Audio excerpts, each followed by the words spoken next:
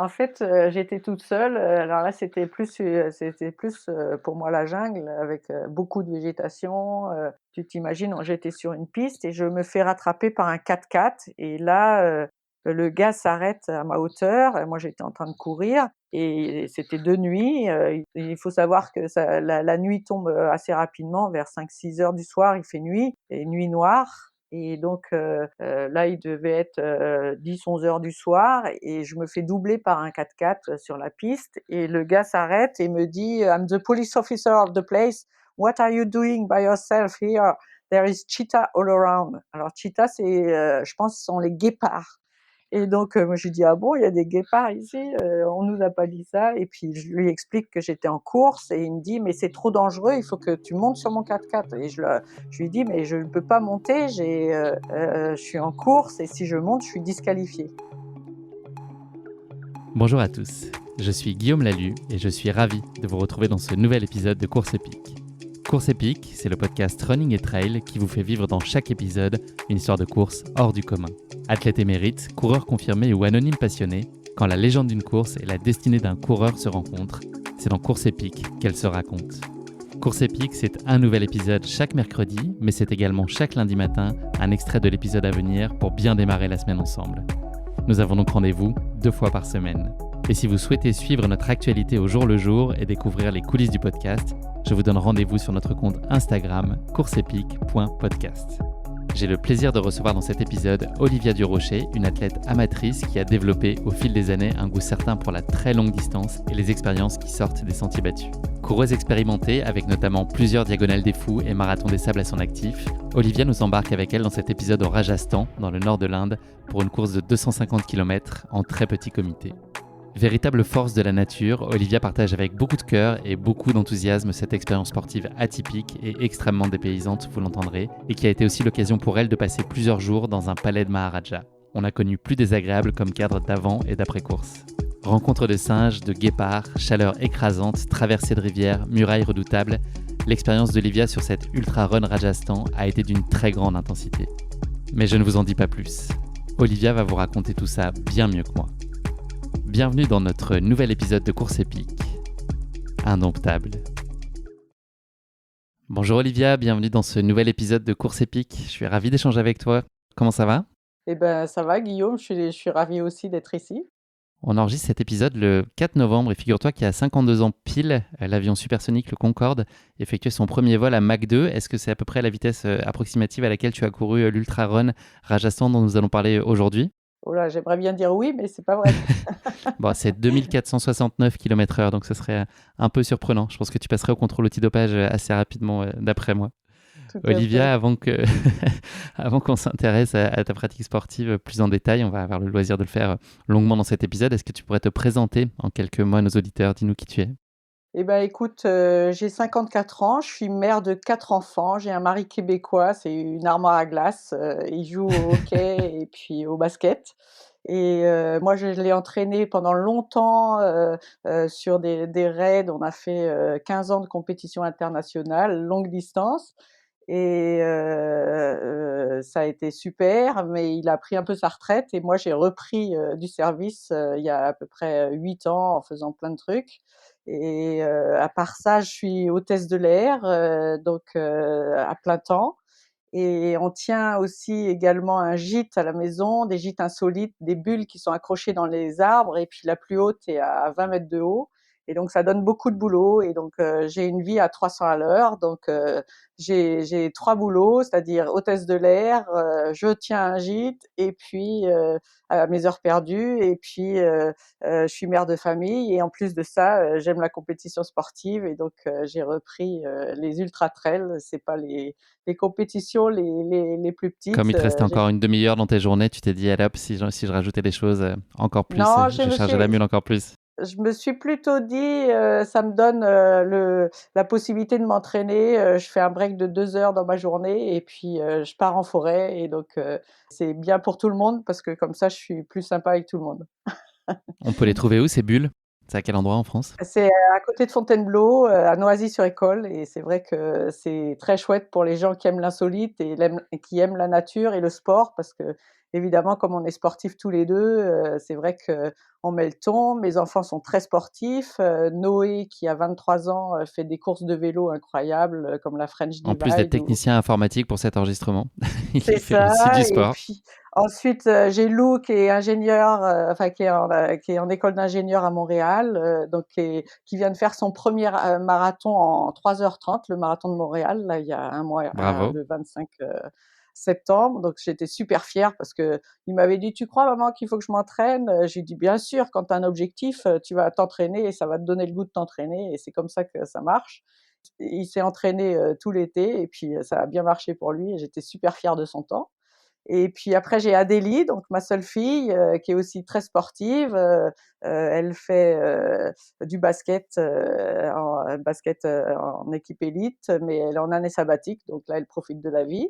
Et puis, mon petit dernier Forest qui fait du basket et du volley et tous les étés je les emmène, faire des voyages, cyclo, où on part, par exemple le dernier en date, on est partis de la maison et on a été à Copenhague, donc ça fait quand même 1 500 kilomètres.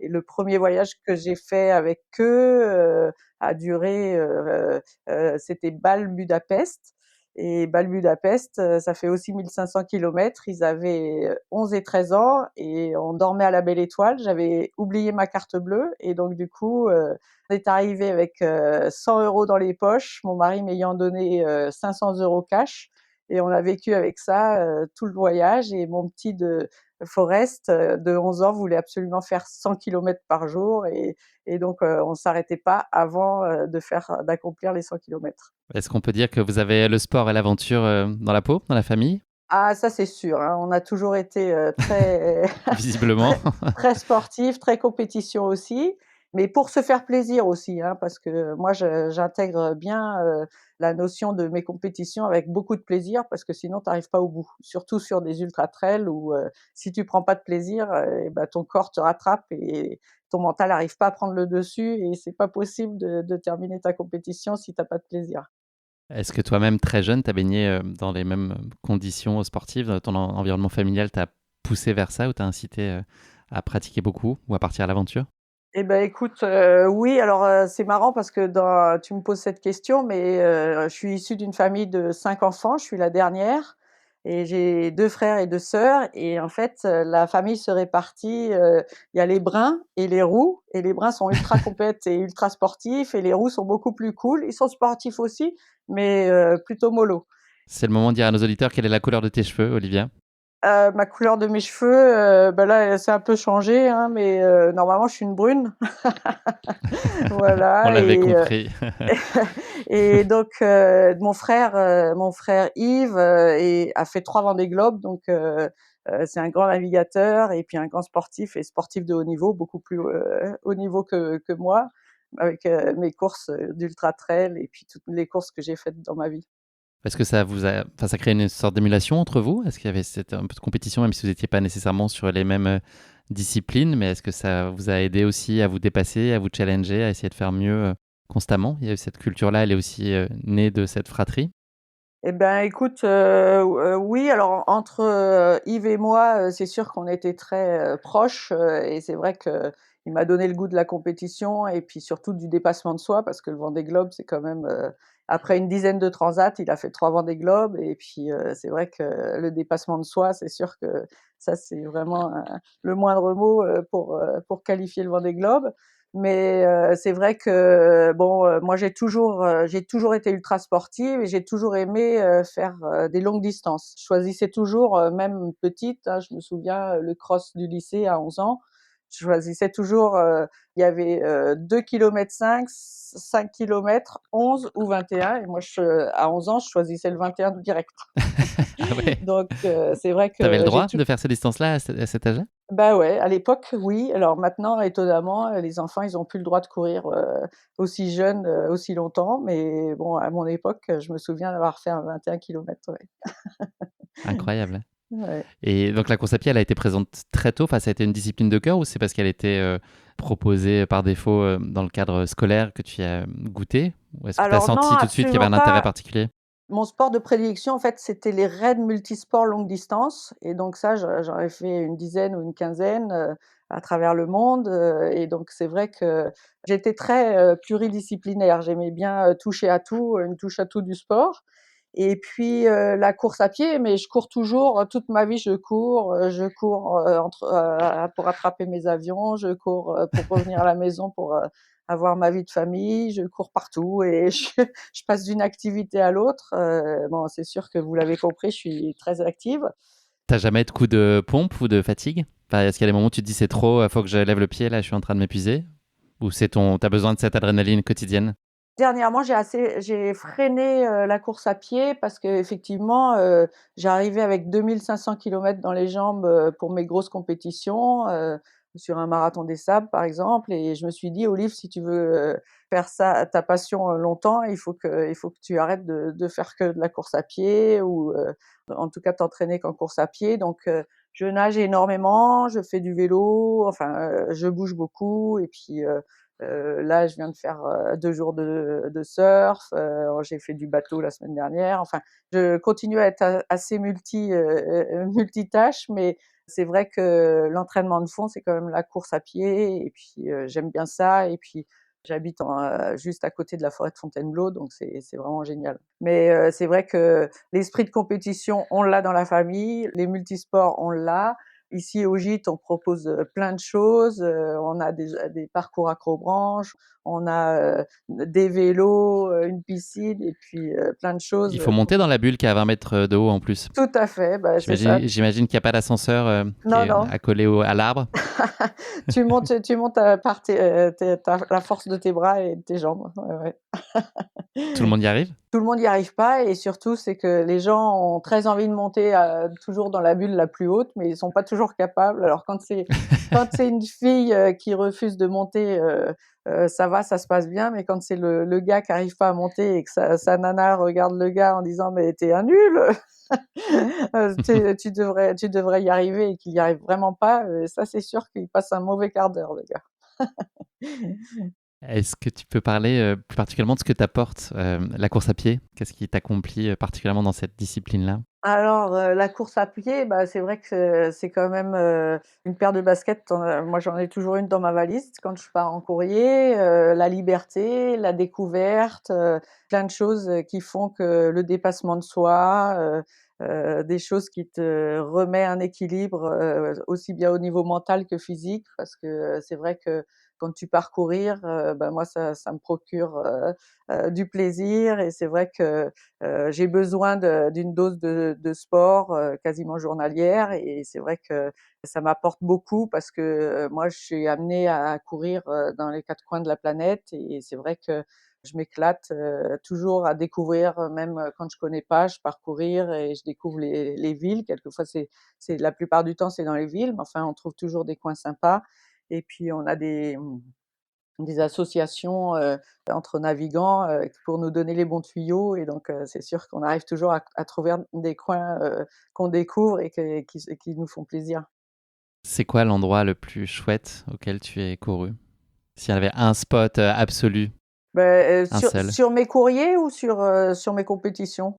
Là, si tu pouvais te téléporter, aller courir 1 heure, où est-ce que tu voudrais aller? Bah, j'ai là, en ce moment, j'ai mon prochain objectif, c'est un raid, aux îles du Cap-Vert et j'adore les îles du Cap-Vert, j'ai toute ma vie, en tant qu'hôtesse, je disais à tout le monde que la Réunion était magnifique et à présent, je me dis, j'ai trouvé encore plus, fou que la Réunion. Tu y allais donc déjà au Cap-Vert? Voilà, j'ai été déjà 2 fois et j'y retourne pour une compétition au mois de juin prochain. Ouais. La Ça chance. va être super. J'invite tout le monde à faire ce raid, qui se passe à la mi-juin et puis, l'Ultra Run Asia, c'est vraiment, super chouette, et c'est moi qui ai donné la destination à l'organisateur parce que c'est vraiment un truc, si vous aimez la Réunion, vous allez adorer le Cap-Vert. C'est noté. Et puis c'est un petit comité en plus. Tout à fait. Alors maintenant, j'aime aussi, beaucoup, c'est pas que je favorise les courses en petit comité, mais c'est vrai que les courses de Jean-François sont vraiment en petit comité, c'est-à-dire à peu près 25 ou 30 coureurs. au départ. Jean-François Tantin, pour le citer, qui Voilà organise pas mal de courses, dont l'Ultra Run Rajasthan dont on va parler aujourd'hui. tout à fait et c'est vrai qu'il organise des petites courses. Alors il faut pas le dire trop fort parce que sinon il y aura beaucoup de ça va devenir, l'UTMB, mais c'est vrai que, sont des courses qui sont phénoménales parce que c'est l'aventure. En fait, tu pars et puis, probablement tu vas courir assez solitaire, parce que sur 25 coureurs, bah, ça s'étale vite. Alors si tu as pas décidé dès le départ à courir avec quelqu'un, bah, tu te retrouves rapidement seul et puis livré à toi-même et c'est à toi de te débrouiller. Est-ce que tu arrives aujourd'hui à distinguer un format de course de prédilection? Est-ce qu'il y a vraiment un format de cœur aujourd'hui vers lequel tu vas aller de façon constante ou est-ce que tu prends plaisir à un peu mêler les distances? Ah ben en tout cas, je fais toutes les courses du coin là, les petites distances, enfin les petites distances, les semi-marathons. Moi, j'aime bien la distance de semi-marathon en cross, toujours en cross. Moi, je cours jamais sur route, à part, dans mes courriers ou quand je suis obligée de courir sur la route, mais sinon je favorise toujours, en pleine nature. Par contre, sur les grandes compétitions, ouais, j'aime bien les 200-250 kilomètres non-stop ou avec, comme le marathon des Avec sables, étape. avec, la course et le bivouac à côté. Ça fait des courses qui sont extrêmement humaines, et très enrichissantes, et donc j'aime ça. Mais maintenant que je connais les courses, où il y a peu de concurrents au départ, j'adore ça parce que c'est vraiment l'aventure. On a parlé beaucoup de la notion de plaisir, qui est un indispensable pour réussir ce que tu disais, à aller au bout de ces aventures. Il y a quand même de la place pour la performance dans les compétitions auxquelles tu participes. Est-ce que ça reste malgré tout un enjeu pour toi, même s'il est peut-être secondaire, mais est-ce que tu as aussi des ambitions sur chaque course sur laquelle tu te présentes, où l'idée c'est de se dépasser et puis de donner le meilleur? Alors non, je suis une compétitrice dans l'âme, hein, ça serait faux de dire que, ça m'est égal d'arriver, et puis ces courses-là, il faut pas se leurrer, plus tu les cours vite, moins tu souffres et donc plus tu es dans le plaisir. Donc il faut réussir à avoir un juste milieu, et puis, bien se connaître, bien s'hydrater, bien s'alimenter, savoir dormir, sur 3 fois rien avec très peu de confort, et puis, peu dormir. Moi, je suis très entraînée avec mon boulot. Ça s'apprend ça ou pas? Ou il faut un talent, enfin il faut avoir, c'est inné pour beaucoup? Est-ce que c'est des compétences qu'on peut développer au même titre que des compétences physiques? Ah bah, écoute, oui, S'habituer à dormir de façon très spartiate. alors, moi, j'habitue mes enfants à dormir, tous les voyages en vélo qu'on a fait, aussi bien Bâle-Budapest, La Rochelle-Montpellier ou, d'ici à Copenhague, on dormait à la belle étoile avec 3 fois rien et puis avec un confort minimum. On appelait ma fille Adélie, la princesse parce qu'elle avait un petit matelas de sol, gonflable, alors que nous, on dormait sur du dur avec Forrest. Chouchou. C'est la fille, c'est normal. Forrest, lui, il avait pas le droit au confort, même s'il était le plus jeune, non, non, non, et puis, en fait, ça leur a donné le goût de l'aventure aussi, hein, parce que les courses, comme la French Divide, qui est la traversée de la France, en VTT avec énormément de dénivelé et puis, 2 200 kilomètres de course non-stop, bah, c'est sûr que c'est plus facile quand tu as appris des petits à faire du camping avec, 3 fois rien et puis, un confort, minimaliste que, si tu arrives, et que tu as jamais fait de camping de ta vie. Donc c'est vrai que, pour répondre à ta question, en tant que navigante, c'est vrai qu'on en passe des nuits, dans les avions et puis sans dormir, donc on s'entraîne beaucoup, au manque de sommeil. Parce que sur une transatlantique, admettons par exemple un retour de Montréal, tu dors 3/4 d'heure et on te réveille et puis tu dois être sur le pont, toute fraîche, toute pimpante et puis, servir le passager et puis qu'il soit content et que toi tu aies du plaisir aussi à le servir. Donc tu apprends à être réveillé au milieu de ton cycle et puis, en très, très, très rapidement, bling, il faut que tu sois opérationnel.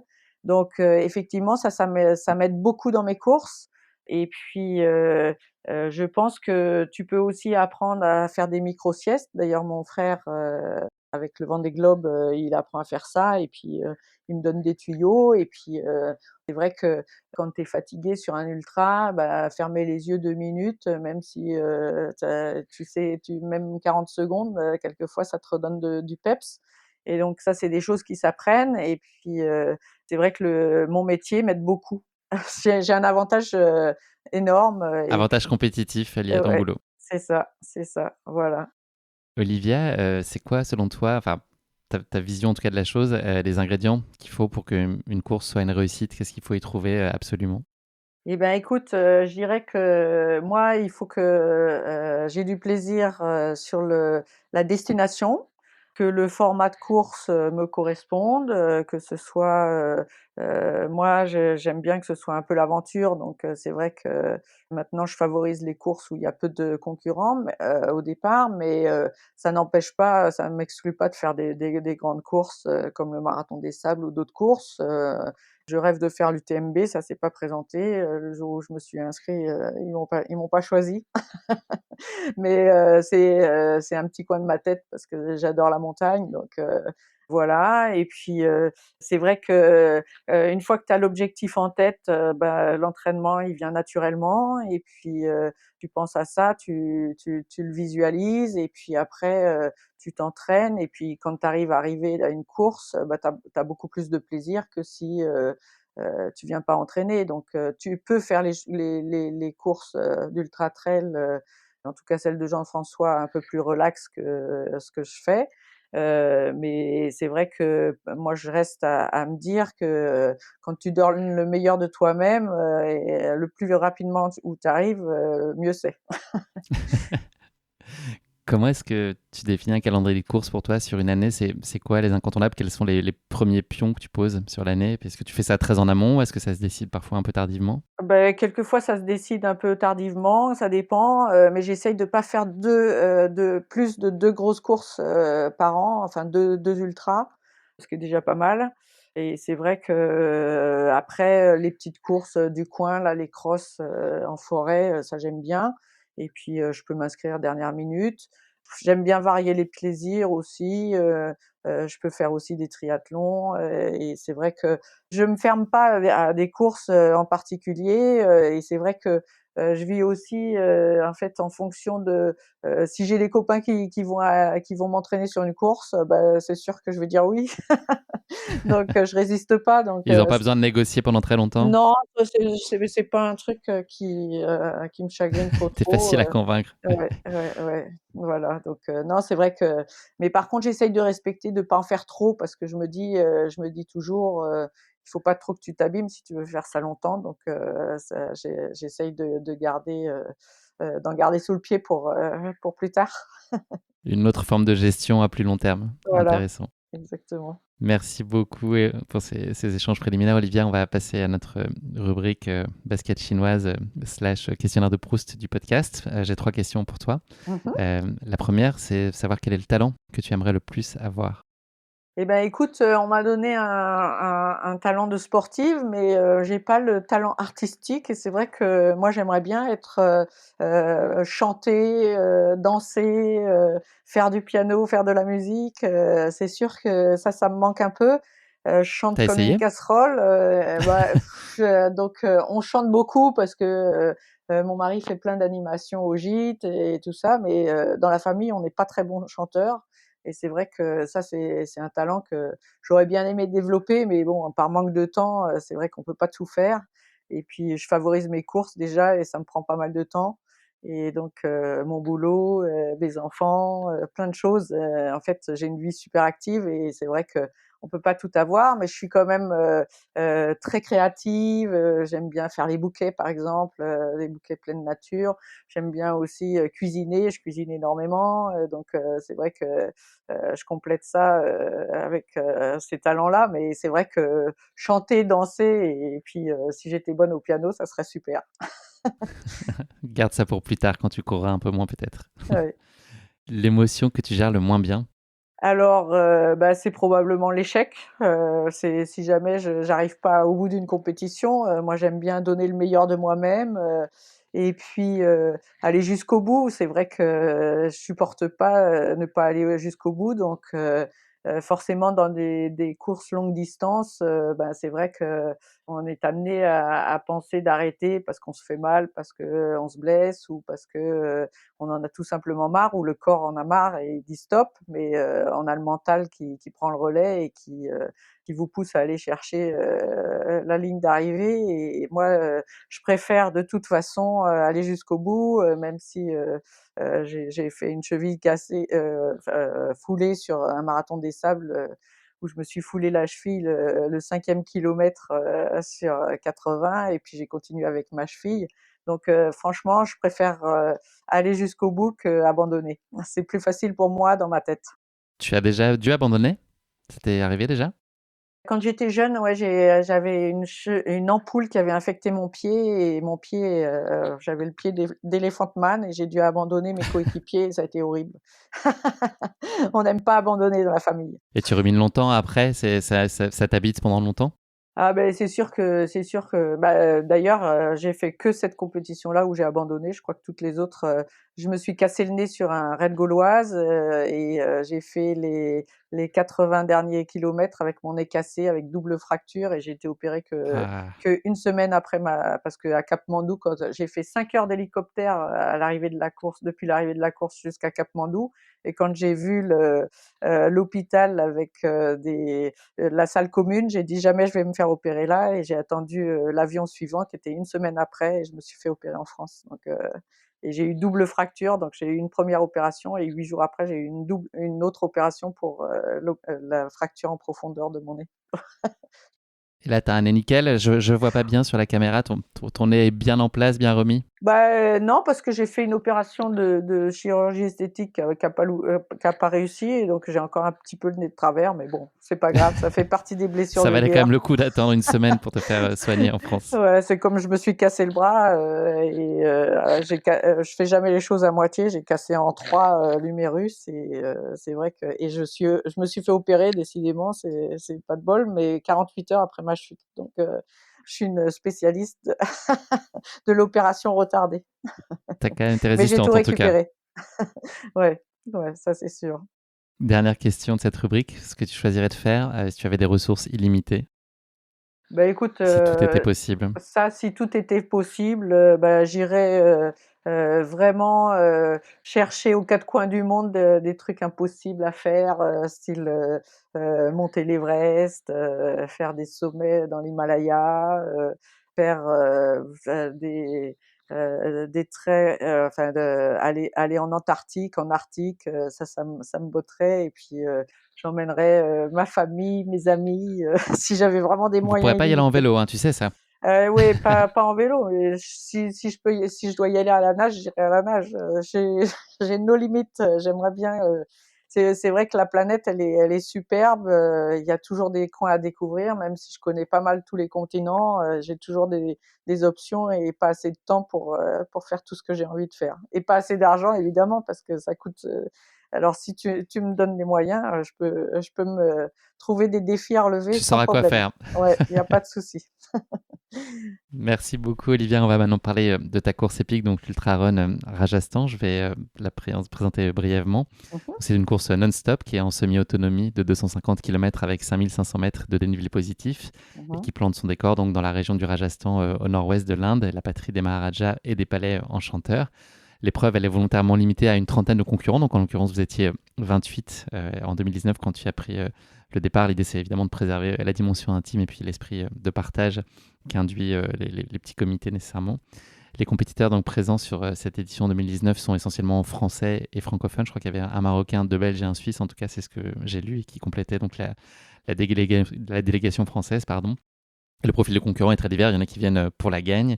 Et puis, le fait d'avoir des barrières horaires qui sont finalement assez larges permet aussi à tout type de coureurs de venir profiter de l'expérience et de vivre aussi à leur rythme ce voyage initiatique. En tout cas, comme point commun, je pense qu'on peut dire que tout le monde a cette soif commune d'aventure et de découverte. Mmh. La barrière horaire, c'est 108 heures. Donc voilà, l'idée, c'est vraiment de rendre cette expérience accessible à tous. Et donc, vous avez le privilège de partir du Palais Royal de Ganerao. Je ne sais pas si je le prononce bien, où vivent toujours le Maharaja et ses enfants, et c'est là que s'élance la course. Donc c'est un décor qui est digne des contes des mille et une nuits. Je ne l'ai pas vu malheureusement, mais c'est ce que j'ai lu sur le sujet.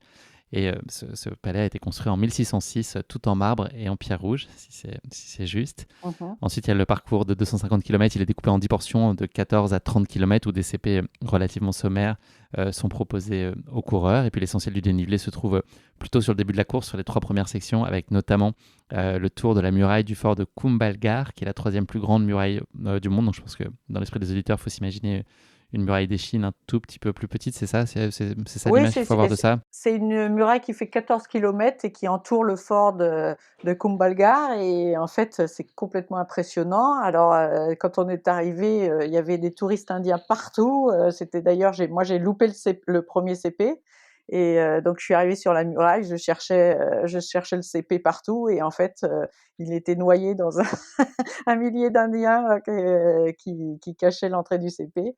Et donc il a fallu que je fasse demi-tour, que je reprenne 2 kilomètres en arrière, et j'aille, pointer au CP1 et après un ravito où j'ai mangé une salade de thon, qui m'a donné le peps pour attaquer. Je pense que j'ai attaqué la muraille, vers midi en plein cagnard et puis, j'avais fait bien sûr le plein de mes gourdes et j'ai l'habitude, grâce au marathon des sables de boire, très régulièrement et ça c'est vrai que faut s'habituer par petites gorgées et puis après, dérouler et j'avais beaucoup de plaisir. Moi, j'ai adoré, cette partie, même si c'était, très dur parce qu'effectivement, il y avait le dénivelé, mais moi, j'aime pas les choses plates donc c'est vrai que quand tu me fais monter, descendre des escaliers, qui sont irréguliers, ça me rappelait un peu la diagonale des fous d'ailleurs. Et c'est vrai que ça a été extraordinaire, et puis moi j'ai déroulé, j'ai trouvé ça facile et quand j'ai dit ça à Jean-François ou aux autres coureurs et ils ont tous Ça a dû souffert. les énerver. Ouais, c'est bizarre, j'ai pas toujours les mêmes sensations que les autres, mais en tout cas, moi je me suis éclatée sur la muraille, même si c'était en plein cagnard, il devait faire 40°, j'ai vraiment adoré. Mmh. On aura le temps de revenir un peu plus en détail sur tout ce passage-là et sur ta course.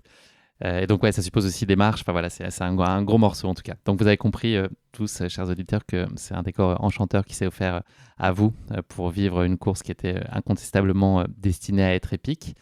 Maintenant que le descriptif de la course est passé, c'est un moment toujours un peu fâcheux de l'épisode, c'est la question qui pique, voilà, qui est en lien avec la course d'aujourd'hui. Donc cette question qui pique aujourd'hui, ça va pas être un hommage à Question pour un champion, mais plutôt à la dictée de Bernard Pivot. Je l'ai dit, cette course prend son départ depuis le palais d'un Maharaja. Est-ce que tu saurais m'épeler justement le mot Maharaja? Donc il y a 2 orthographes qui sont reconnues par le Larousse, donc ça te laisse une petite chance supplémentaire. Tu n'as pas le droit de regarder sur Google en même temps. Non, non, j'écris parce que, Maharaja, je sais pas. Je vais dire des conneries et tu m'as piqué là. Ouais, c'est une question qui pique un peu. Alors Maharaja, je sais pas, c'est quoi? Mahaha, mmh, Raja, je sais pas et peut-être un H à Bravo. la fin. Ouais, peut-être non, pas Alors, il y a d'H. 2 versions. Donc ça, c'est une des versions, effectivement, c'est celle que tu viens d'expliquer. Ouais. Et sinon, il y a Maharaja avec un DJAH à la fin. Ah oui, bon alors celle-là je la connaissais pas. Elle était plus ardue. Bravo, tu peux bomber le torse, d'autant plus que tu as trouvé la réponse quand je te donne dinde is. Donc, je suis très fier de toi. On va maintenant plonger dans ta course épique et tout ce qui a pu se passer en amont. En tout cas, bravo, tu t'es très bien tiré de cette question qui pique. Ouais. Est-ce que tu peux nous parler de ce qu'évoquait pour toi l'Inde? Est-ce que tu avais déjà eu l'occasion d'y aller lors de précédents voyages ou à titre professionnel ou personnel, ou est-ce que c'était une pure découverte? Et puis, si oui, quelle image tu t'en faisais, quelle idée tu te faisais de l'Inde? Alors, l'Inde, je connais bien parce que j'y vais souvent, mais je reste dans les capitales, c'est-à-dire que je connais bien Bombay, je connais bien Delhi et c'est un peu ça, c'est ma connaissance de l'Inde que j'avais avant d'aller au Rajasthan. J'étais jamais partie faire un voyage initiatique en Inde comme, ma sœur, par exemple, qui m'avait raconté plein de choses sur l'Inde. J'avais plein de copains qui avaient été au Rajasthan, mais moi-même, j'avais pas été plus loin que ces 2 capitales et donc j'adore l'Inde, j'adore la nourriture indienne. Par contre, la nourriture indienne, bah, c'est un peu dur quand tu fais la course parce que le piment, même dans leur, soupe aux nouilles déshydratées, ils mettent du piment et c'est archi compliqué de manger quelque chose de pimenté, pendant une course, d'ultra trail. parce que déjà tu as l'estomac qui est facilement en vrac, mais quand tu manges du piment en plus, ça te facilite pas la course. Donc moi, ça c'est une course dite en quasi, en autonomie, pas complète, mais moi dans les ravitaillements qu'il y avait, je trouvais pas mon bonheur et c'est vrai que j'ai mes secrets de course. Je sais pas si je te dévoilerai, mais en tout cas Tu vas nous les c'est dévoiler, oui. sûr que c'est pas basé sur le Coca-Cola et puis les soupes déshydratées épicées, très épicées. C'était une première pour toi sur ce format-là de 250 km sans étape. Tu nous as parlé du marathon des sables notamment, mais c'était une première pour toi? Ah oui, alors, effectivement, c'était une des premières, c'était la première course. Alors, c'est pas tellement vrai parce que j'ai 3 diagonales des fous, déjà, donc c'est ça, c'est vrai que c'est des courses sans étape. Mais dernièrement, c'était Mais pas plus, aussi longue. la diagonale, c'était pas aussi long, oui, mais de 250, c'était ma première, ouais, en non-stop. Tu t'es inscrite seule à la course? Alors, non, en fait, j'ai connu les Inter sur le marathon des sables et c'est Christian qui m'a parlé de cette course et moi je lui dis: «Mais tu es fou, tu vas faire, le marathon des sables, en avril et tu vas enchaîner, avec cette course» et puis plus je lui disais ça, plus je me disais: «Mais pourquoi moi je la ferais pas?» et puis finalement, je me suis inscrite. Ça a pas été très très compliqué pour moi de me motiver pour la faire. Mais donc j'ai vraiment adoré et puis j'ai vraiment découvert un truc qui me va comme un gant parce que moi, ce que j'adore, c'est la difficulté de l'épreuve, être seule, face aux éléments, me débrouiller par moi-même et arriver jusqu'au bout. Donc vraiment, dans ce genre de format de course, bah, c'est ce que tu trouves et donc c'est vrai que c'est vraiment sympa. Christian, pour préciser, c'est Christian Ginter, donc parce qu'on va entendre parler de lui un peu plus tard aussi dans nos échanges, qui a le record de participation au Marathon des Sables. Je crois que c'était la 34e fois cette année Ouais, qu'il a pris le départ du Marathon des Sables. Il a fini 9 fois dans le top 20, je crois. ouais. Donc voilà, un sacré CV, notamment sur le Marathon des Sables, mais pas que.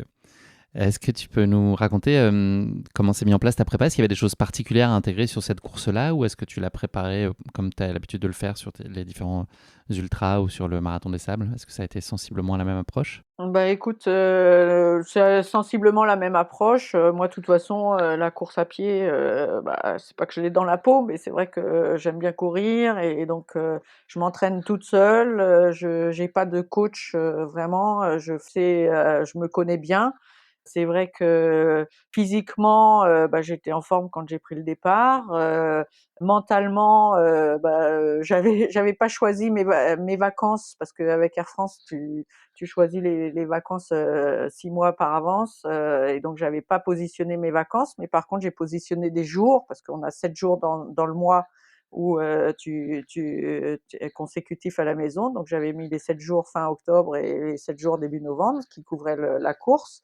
Et donc du coup j'ai énormément volé avant pour le boulot. J'avais fait 4 vols, un Wuhan qui était une destination que personne connaissait, c'était juste avant le Covid.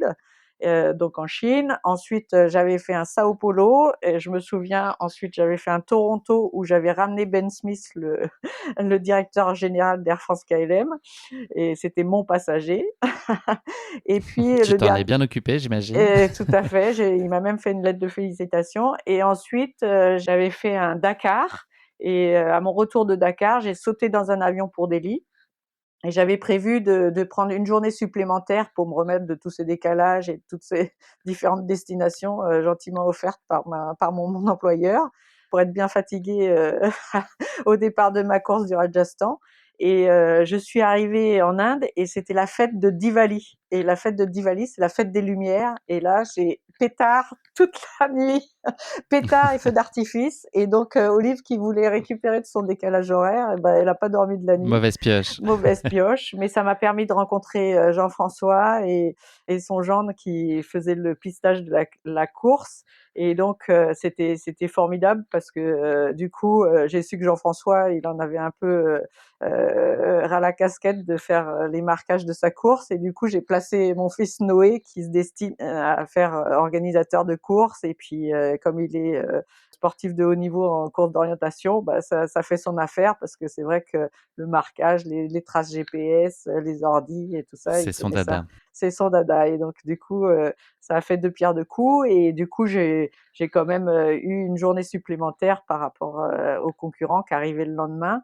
Et puis je les ai retrouvés. Et après, ce qui était phénoménal, c'est que Jean-François avait a privatisé un palais des Maharajas, et on a passé 4 jours. Et moi, ma motivation ultime pendant mon trail du Rajasthan, c'était au départ de la course, je me suis dit, mais Olive, plus tu termines vite tes 250 kilomètres, plus tu passes du temps au palais. Et donc, c'était mon leitmotiv toute la course. Voilà. Est-ce que tu peux nous en dire plus sur les conditions d'autonomie? Est-ce que tu avais toi dans ton sac de quoi il était fait? Et puis nous parler aussi un peu de la navigation? Alors, l'autonomie, en fait, je connais bien ça de faire des sacs, légers, mais qui comportent, quand même, tout le matériel, obligatoire. On connaît ça sur le marathon des sables. Moi, j'ai 3 participations au marathon des sables. J'ai 3 diagonales, donc c'est pareil, c'est organiser un sac, bien que dans la vie courante, je suis absolument nulle à faire mes valises parce que je mets toujours, 1 million de trucs, parce que je me dis toujours: «Ah bah, tu vas peut-être nager, tu vas peut-être courir, tu vas peut-être ceci, cela», donc j'ai toujours des valises qui sont extrêmement lourdes, dans ma vie professionnelle. Et par contre, T'es pas bah, obligé évi d'emmener du lyophilisé, tu sais, quand tu voyages pour le travail, Olivia. Ce n'est Ouais, pas non, mais nécessaire. je te parle plutôt du matériel sportif parce que c'est vrai que j'ai toujours des valises ultra grandes et tout le monde me dit: «Mais pour 24 heures, t'emmènes tout ça?» Bah oui. Et puis je ramène aussi beaucoup de choses. Je ramène des fruits exotiques. Enfin, je vis ma vie de navigante, c'est-à-dire que je ramène tout ce qui est sympa à ramener. Par exemple, quand je reviens du Brésil, bah, j'ai des fruits exotiques. J'ai 25 kilos de fruits exotiques dans ma valise. J'en fais profiter tout le monde. Voilà, donc mais alors pour les courses, bah, comme tu portes tout ce que tu as sur le dos, bah, et sur des longues distances, bah, c'est sûr que tu prends des vêtements techniques qui correspondent bien à la chaleur que tu vas rencontrer ou à la fraîcheur, dépendant des compétitions que tu traverses. Et tu t'organises. Alors au niveau nourriture, bah, moi j'ai des secrets, hein. Et moi, Qui se dévoile ou pas? qui se dévoile, moi je veux bien être copiée, en tout cas je mange du magret de canard fumé. Et donc ça c'est très, très agréable parce que quand tu cours, bah, tu arrives toujours à manger du magret. Enfin moi en tout cas, c'est vraiment mon péché mignon. Et c'est vrai Pas que épicé par contre, hein, on a compris. non, non, mais c'est sûr que, et en fait, malgré la chaleur, hein, même quand, il fait bien chaud dans les courses, notamment le marathon des sables et au Rajasthan aussi, on a eu énormément de chaleur. Bah, c'est sûr que même le magret, même s'il suinte, j'arrive à le manger. Et puis en fait, si j'arrive pas à l'avaler, sur le coup, bah, je le mâchonne. Et puis en courant, tu arrives toujours à l'avaler à un moment ou un autre. J'ai coupé aussi dans le sucre, donc ça fait 5 ans que je mange plus de sucre, enfin en tout cas du sucre transformé. Donc dans les courses, j'ai besoin de sucre. D'ailleurs, dès que au Rajasthan, là, en bas de la muraille, il fait super chaud et j'ai pris un coca parce que au 1er CP que j'ai enfin trouvé, ils m'ont donné un coca frais, ça donnait envie, mais j'arrive plus à l'assimiler du tout. Voilà. Et puis l'hydratation, j'ai des poudres. Alors les poudres énergétiques, c'est plus sucré, mais c'est vrai que changer le goût de l'eau, parce que à force sur des longues distances, souvent l'eau, bah, tu bois moins parce que tu as moins le goût d'en boire. Donc quelquefois je me mets des poudres et ça me donne un coup de boost aussi. Et puis sinon, bien une pommade pour les pieds aussi, et puis de quoi soigner ses pieds aussi, une trousse indispensable de 1er secours pour, si tu as des ampoules qui commencent, pour bien les soigner. Il faut bien se connaître parce que c'est sûr que sur des longues distances, bah, tu as vite mal aux pieds. Et puis si tu t'occupes pas de tes ampoules, bah, tu as de plus en plus mal aux pieds, donc tu as de moins en moins de plaisir et donc tu arrives pas à terminer ta course. Donc c'est pas bien calculé. Donc il vaut mieux s'arrêter, bien s'occuper des pieds, bien sécher tes ampoules, même si ça fait mal un petit peu au début, après, c'est beaucoup plus c'est bénéfique. Sur la navigation, tu peux nous en parler un petit peu, le balisage et les traces?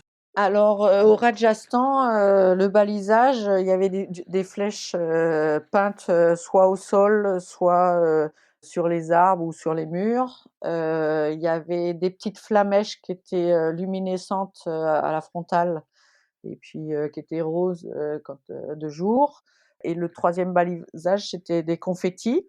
Donc, on a une, marque GPS, sur, ma montre, et puis, tu tant bien que mal, de pas te planter, ou de limiter les plantages parce que c'est vrai que, bah, c'est sûr que quand tu il y a un dicton en course d'orientation qui dit, «Mieux vaut, marcher dans la bonne direction que courir dans la mauvaise» et c'est totalement vrai.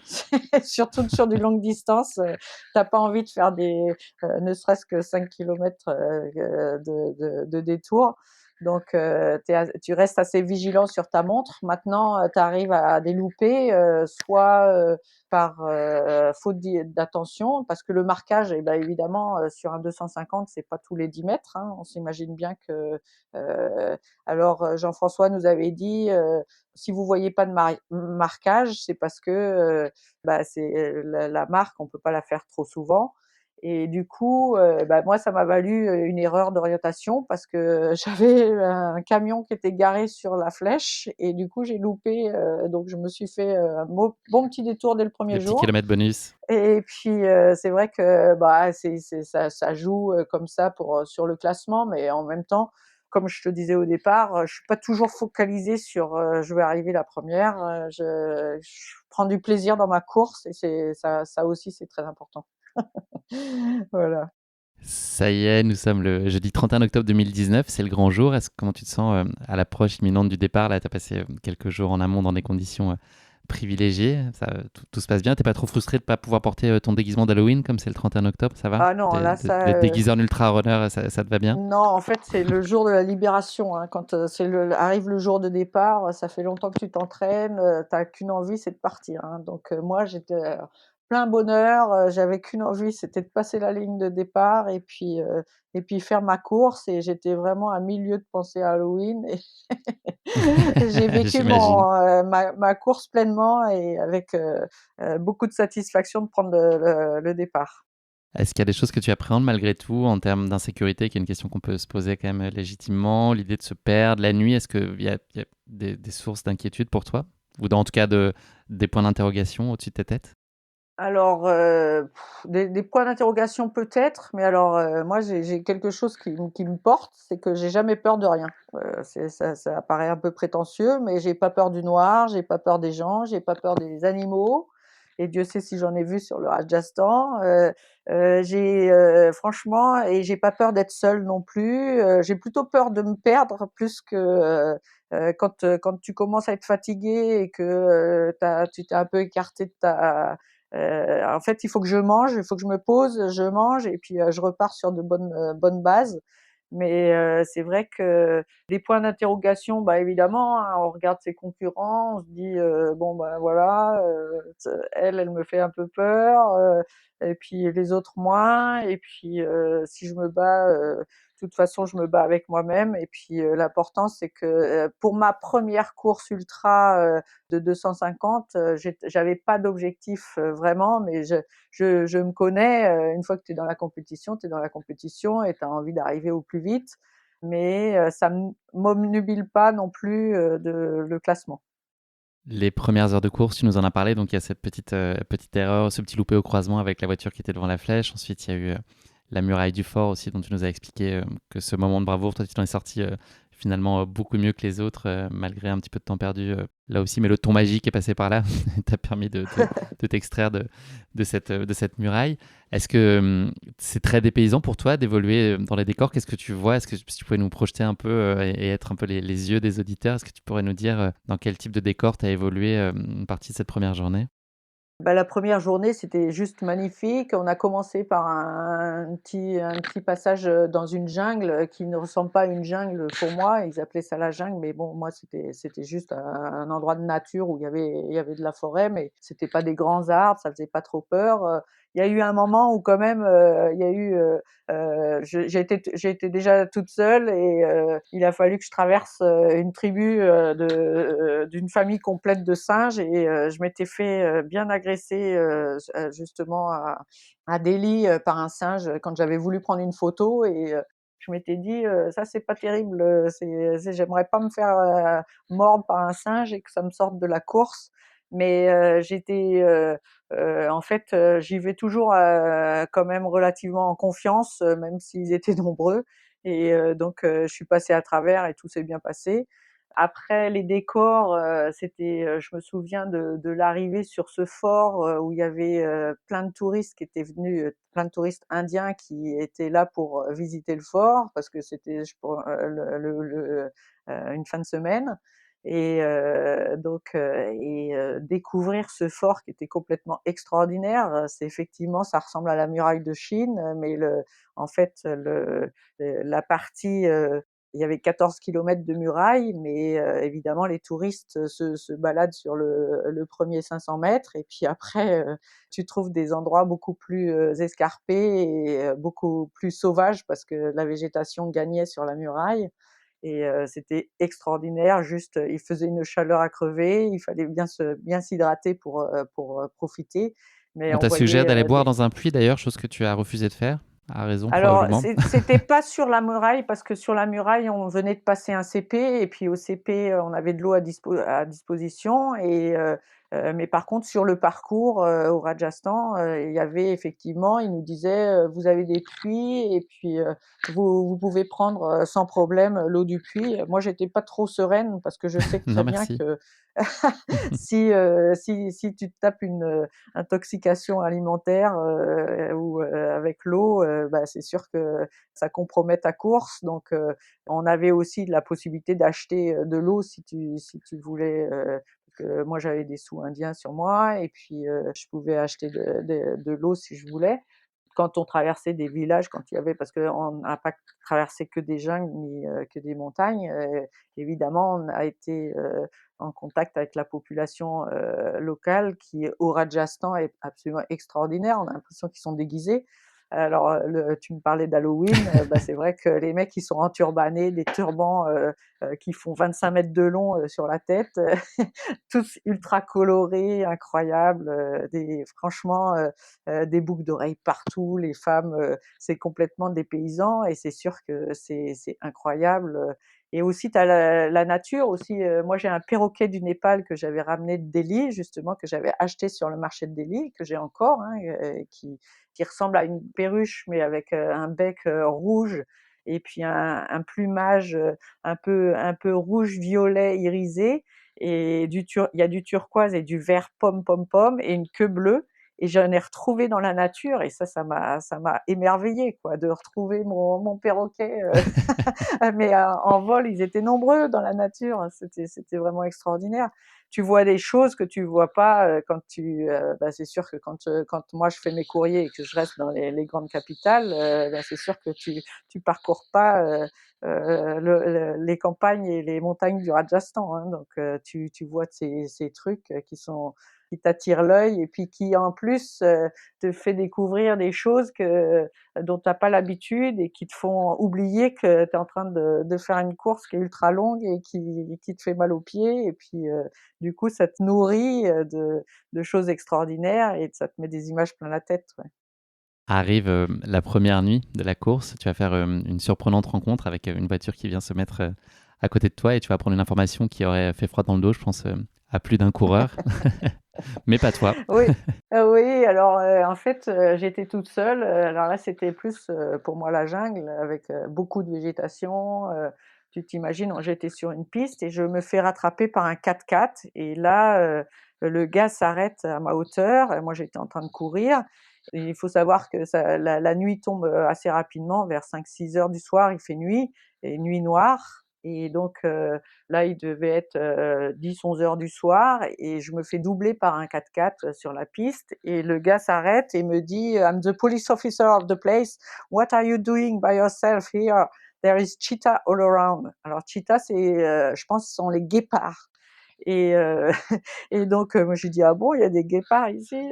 On nous a pas dit ça» et puis je lui explique que j'étais en course et il me dit: «Mais c'est trop dangereux, il faut que tu montes sur mon 4x4» et je lui dis: «Mais je ne peux pas monter, je suis en course et si je monte, je suis disqualifiée» Et donc le gars a un peu pitié de moi et donc il avait des touristes, c'était un pick-up et il avait des touristes indiens derrière lui et il cherchait vraisemblablement à la lampe torche à montrer ces guépards aux touristes. Et donc il me dit: «Eh ben, monte dans mon 4x4». Alors j'ai dit: «Je refuse» et du coup il m'accompagne sur quelques kilomètres et puis à un moment il en a marre, il continue et puis là, 300-400 mètres plus loin, je le vois qui s'immobilise. Moi, je le suivais des yeux évidemment et là, il avait trouvé ce qu'il cherchait et quand je l'ai rattrapé, il m'a dit: «Eh ben, ils sont là» et puis je regardais et avec dans l'œil de ma frontale, je voyais les 2 paires d'yeux et c'était à peu près une trentaine de mètres et T'as donc pas reconsidéré le sa gars proposition de monter dans la voiture à ce moment-là?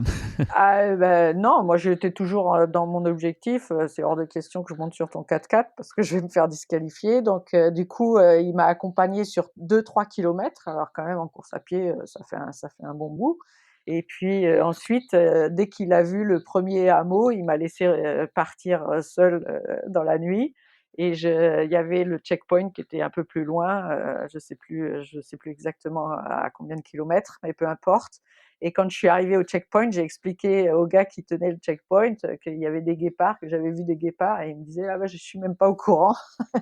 Alors je me suis dit: «Bah, ils nous font traverser n'importe où» et en fait, il y avait, une tente, dans les checkpoints, souvent les gens, s'arrêtent pour dormir et j'avais, le fils Junter, Anthony, qui m'écoutait à travers la tente. Il s'est même pas montré et il écoutait mon histoire et lui, en fait, il aimait pas évoluer de nuit parce que ça lui faisait peur et donc il attendait le prochain ou la prochaine coureuse pour, repartir et quand il a entendu mon histoire, il a dit: «Mais non seulement je repars pas, mais je vais abandonner la course» et finalement, j'ai su plus tard il avait attendu le petit matin pour repartir alors que moi, j'ai mangé quelques trucs, au checkpoint et je suis repartie dans la foulée, quoi.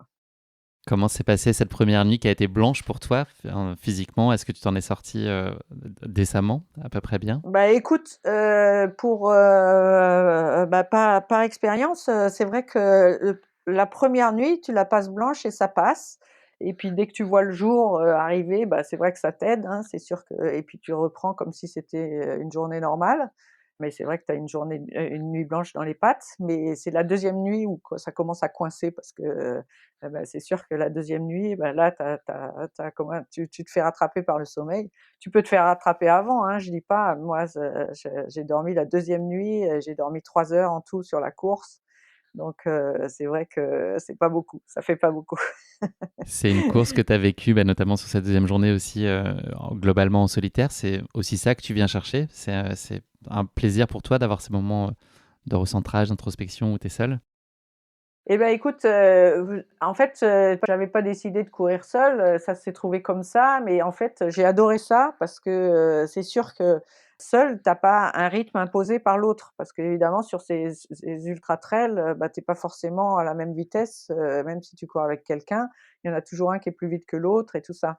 Et donc, c'est vrai que j'avais un sentiment de liberté qui était hyper agréable parce que, c'est vrai que, bah, quand tu es livré à toi-même, bon la seule chose, c'est qu'il faut que tu fasses attention à ta route pour pas rallonger et pour pas trop se planter. J'ai fait quelques erreurs d'orientation, mais pas grand-chose. J'avoue que j'ai été plutôt, assez sereine, quand, j'avais la trace GPS jusqu'au moment où je l'ai plus eue, parce que j'avais plus de batterie.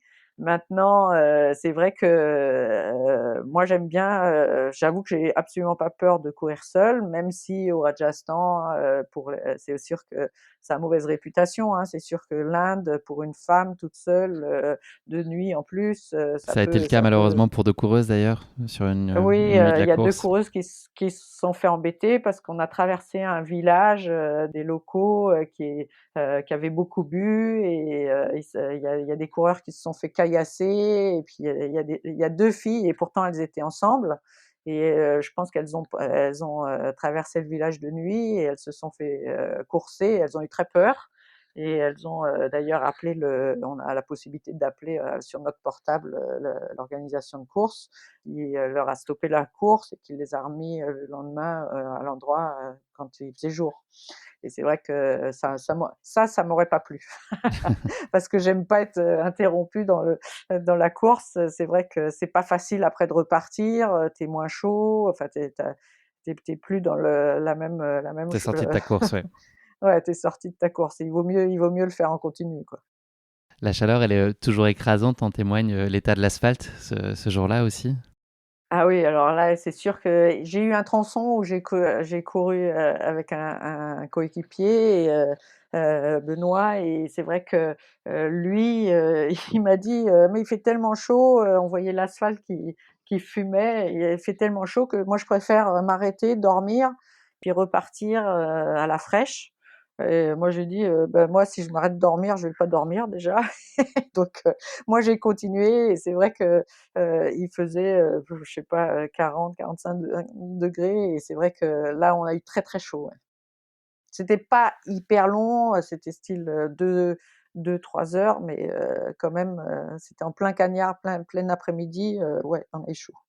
Est-ce que tu as le, sentiment d'avoir le temps d'échanger ou de te connecter, même juste par des regards avec, les locaux, enfin les Indiens qui sont sur place? Est-ce que tu as aussi ce temps d'échange, humain où tu es quand même très dans ta course et tu avances et tu t'en mets plein Alors les yeux si, si, certes, si, mais tu as parce moins d'échanges? Ouais, dans la course, il y a les enfants, il y a beaucoup d'enfants en Inde, la population est très jeune, donc il y a beaucoup d'enfants. Bon, alors, il y a ceux qui piquent, les flamèches, alors ça va leur expliquer que, On a leur nom. c'est ben, j'aimerais bien que tu les retrouves, parce que pour moi qui voyais les gamins qui tiraient sur les flamèches, je me disais: «Les pauvres, ceux qui sont derrière moi, c'est sûr que la fin de course, ça va être difficile». Alors à un moment, je me suis fait dragouiller, un mec en mobylette qui s'arrête, qui voulait absolument que je monte sur sa mobylette et tout, je lui ai dit: «Non, Il t'a non», pas dit qu'il y mais avait il des me dit, guépards, non? Pour non, essayer de te faire il monter? m'a dit: «Est-ce que tu es célibataire? Est-ce que tu veux venir faire un tour? Moi je t'emmène où tu veux». J'ai dit: «Non, mais moi, moi je suis bien là où je suis, tu me laisses tranquille». Mais bon, j'ai pas, j'aurais pu me sentir, agressée, mais en tout cas, moi je l'ai pas pris comme tel. C'est vrai que finalement après il est parti, hein, le gars, et puis, c'est sûr que la population, locale, elle était complètement ahurie, elle avait jamais vu des coureurs, et puis, c'est vrai que on les surprenait, hein. C'est sûr qu'avec, nos attirails, moi j'ai des gourdes pipettes, qui viennent comme des antennes là, c'est vrai que ils nous prennent pour des extraterrestres, quoi. Tu as développé une technique, toute particulière, je ne sais pas si tu as déposé un brevet là-dessus pour, franchir les rivières, pour préserver, tes pieds? Oui, alors, bah, ça dépend des gens, mais moi j'ai des pieds qui sont assez sensibles, et c'est vrai que, maintenant j'ai trouvé une bonne crème, mais avant, je souffrais beaucoup d'ampoules, et c'est vrai que je voulais surtout pas, ou me mouiller les pieds, ou en tout cas le plus tard possible, et donc la 2e journée, plutôt que jouer la gagne, je me disais: «De toute façon, l'élite féminine, elle est bien devant, je la rattraperai jamais et tout, et je vais plutôt, favoriser des passages à gué». Et donc du coup, à chaque rivière, il y avait pas énormément d'eau non plus, mais ça m'a pris beaucoup de temps, et ça je me disais: «C'est sympa pour les copains de derrière, parce que comme ça, ils se mouilleront moins les pieds». J'espère qu'ils ont bien profité de mes ponts, que j'ai fait en pierre, pour pas se mouiller les pieds. C'est cadeau. Ouais, ouais, c'est cadeau. À t'écouter, on a l'impression que c'est une course qui a été, maîtrisée jusqu'à maintenant et qui se passe de façon, très sereine. Est-ce que tu as malgré tout quand même des moments, plus difficiles que d'autres? Est-ce que, tu te poses la fameuse question de: «Pourquoi je suis là?» Enfin voilà, est-ce qu'il y a quand même des petits coups de pompe, et si oui, comment est-ce que tu les as, tu répondu à ça? Ben, des coups de pompe, tu en as toujours, maintenant, moi je reste à dire que moi j'aime ces courses, et donc j'ai beaucoup de plaisir, et que, même quand je suis dans la difficulté, c'est d'ailleurs les moments que je préfère. Donc, plus c'est dur, plus j'aime ça. Donc, c'est vrai que tu as beaucoup d'hallucinations, énormément d'hallucinations à chaque fois que tu vois plein de personnages, tu transformes, un caillou, un arbre, un truc, tu te dis: «Ah bah tiens, c'est marrant, je m'attendais pas à voir des gens là», et puis en fait, tu arrives à 2 mètres et tu t'aperçois que c'est la nature, quoi. Et donc, en fait, le manque de sommeil te fait halluciner, et c'est vrai que, bah, c'est sûr que Sur 63 heures de course, tu dors 3 heures, enfin, en tout cas, moi, c'était mon cas, tu es sûr que tu as tout le temps des choses qui t'apparaissent et qui te disent, «Mais non, mais tu rêves, Olive», parce que quand tu t'aperçois que c'est ton imagination qui travaille fort. Donc les coups de pompe, oui, tu as des moments que tu préfères, des moments où tu as froid, par exemple, quand je me rappelle, au petit matin là, le dernier petit matin, c'est sûr qu'il faisait un peu frais et puis j'avais un peu mal aux pieds donc plutôt que d'attendre le CP, je me suis arrêtée et puis j'ai soigné mes pieds, mes ampoules et puis, une fois que j'ai atteint le CP, j'ai continué donc tu as pas forcément les coups de pompe, là où tu aimerais les avoir, quelquefois c'est avant et donc bah, si tu es trop fatigué ou si tu te paumes, bah, tu te mets sur un caillou et puis tu dors le temps que tu veux et puis tu repars.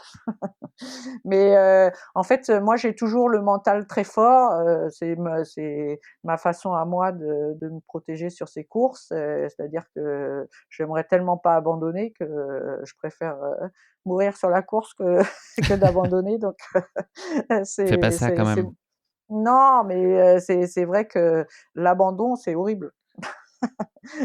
Tu le remémores pendant trop longtemps après, tu t'en veux trop, donc c'est beaucoup plus facile d'aller jusqu'au bout, pour moi. Encore plus difficile à digérer que des nouilles épicées. C'est ça. Ouais.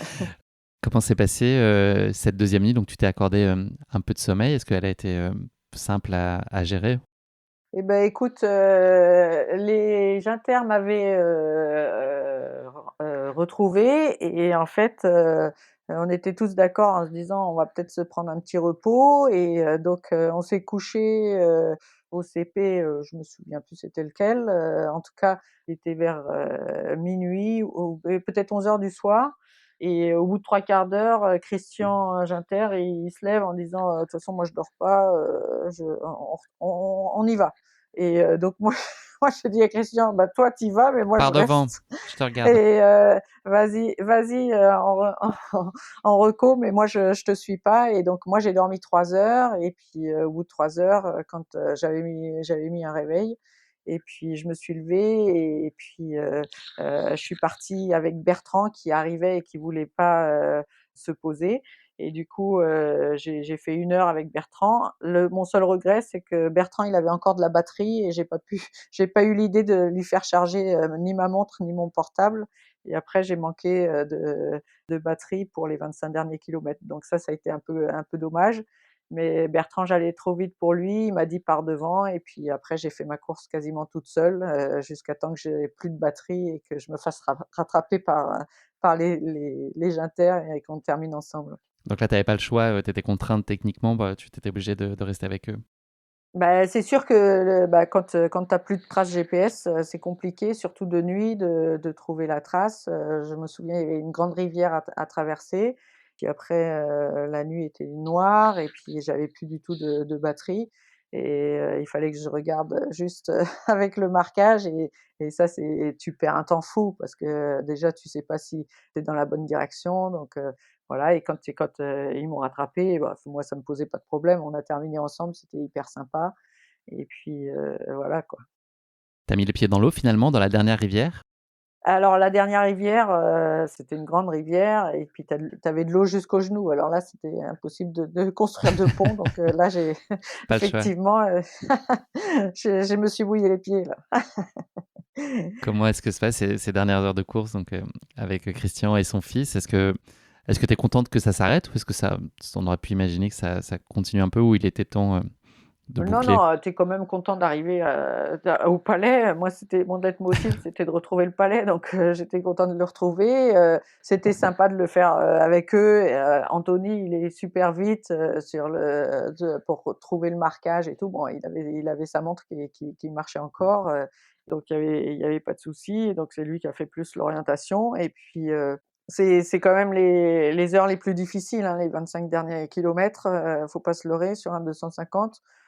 Ou comme toute, course longue, c'est les derniers bornes, ça te paraît, beaucoup plus long que normalement et donc non, tu es super content d'arriver et puis, ce qui est génial, c'est que d'arriver au palais, ils sonnaient les cloches, même, même à l'heure tardive, ils ont sonné les cloches, c'était incroyable. C'était pas des cloches, c'était des tambours et c'était juste incroyable ce palais. Tu boucles donc ces 250 kilomètres et 5500 mètres de D+, en 63 heures, tu nous l'as dit, en ayant dormi seulement 3 heures. Ouais. Est-ce qu'il y a un sentiment qui prend le dessus? C'est beaucoup de satisfaction et puis et le plaisir de aussi de se projeter sur les jours qui restent et le temps que tu vas passer au palais, c'est ça qui prend le dessus? Il y a un peu de fierté? Enfin voilà, comment est-ce que tu vis au moment d'arriver tout ça? Bah, la fierté, en fait, c'est terminé, le 63 heures, tu peux toujours faire mieux, tu peux toujours te dire, bah, pourquoi tu as fait des ponts, tu aurais pu traverser, tu peux toujours gagner du temps tout le temps, hein, à tous les moments, tu peux gagner du temps, mais il faut rester dans le plaisir et c'est ce que j'ai fait tout du long, tout du long. Je me suis fait plaisir et je suis arrivée, mais j'étais trop contente, quoi.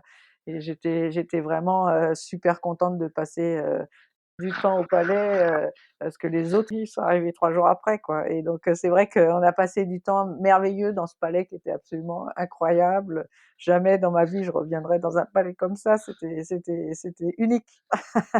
Donc franchement, c'était sympa et c'est vrai que l'idée de terminer la course, de pas avoir abandonné, bah, c'est sûr que moi je ressors de ces courses-là avec une énergie positive, qui me dure pendant 6 mois, c'est ça me booste, quoi. Jusqu'à la prochaine.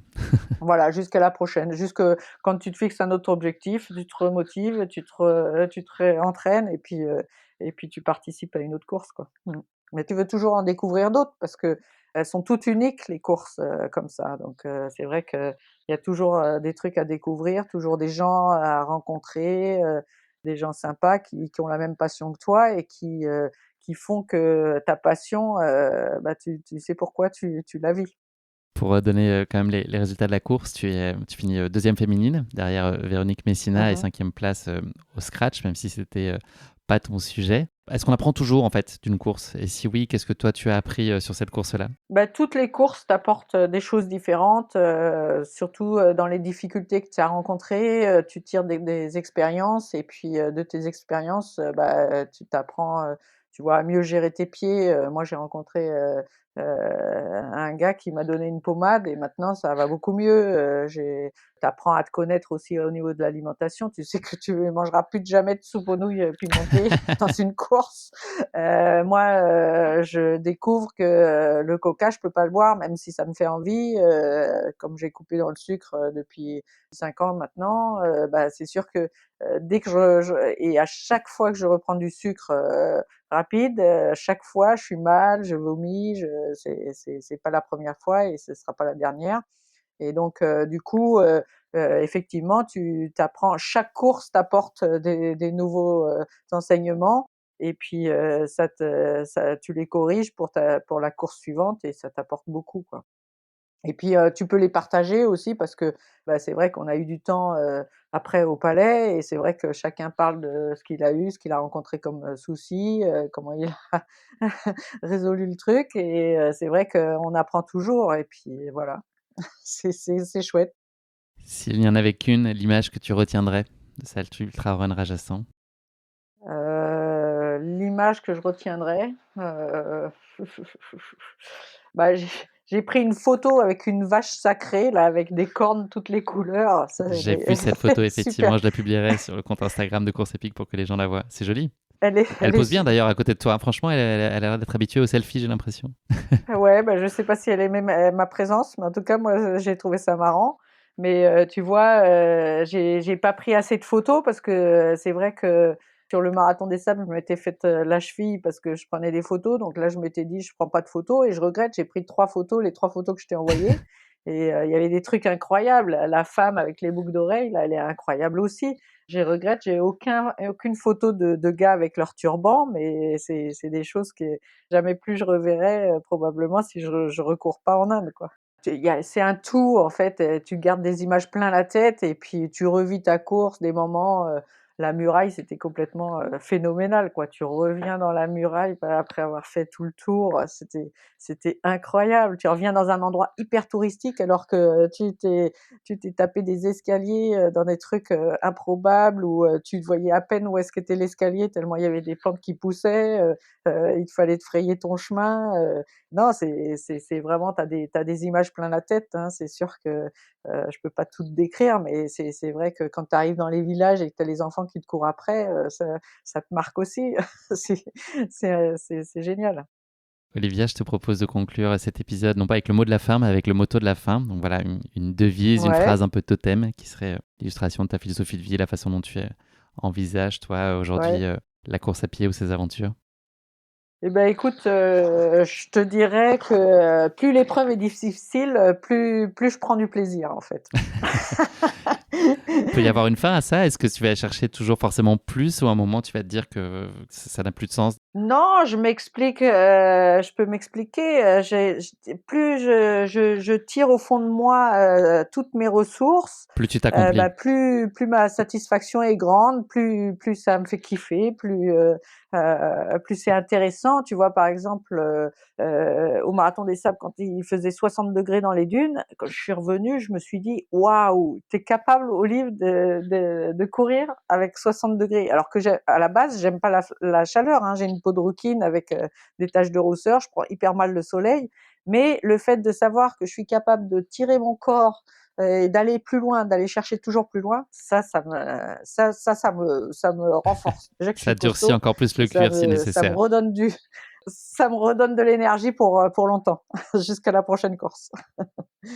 Merci beaucoup Olivia, c'est malheureusement la fin de cet épisode. Merci beaucoup de nous avoir fait vivre donc avec toi cette Ultra Run Rajasthan qui est une expérience extrêmement dépaysante. En tout cas, moi j'ai vraiment voyagé puis j'étais content, c'est la première fois dans Course Épique on part en Inde donc c'était vraiment chouette que tu ce sois par ton intermédiaire.